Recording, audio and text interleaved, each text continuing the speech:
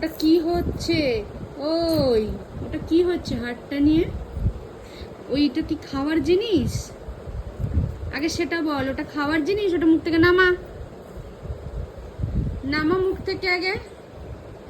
আবার ওরম করে না, খাই না, মুখে চলে গেলে অসুবিধা হয়ে যাবে, পেটে ঢুকে যাবে। আবার সব জিনিস মুখে দেওয়া স্বভাবটা কেন?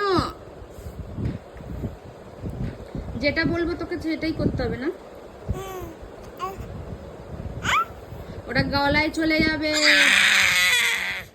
বাবারে, ওই ওর বকা হচ্ছে আমাকে, আমি বারণ করছি বলে।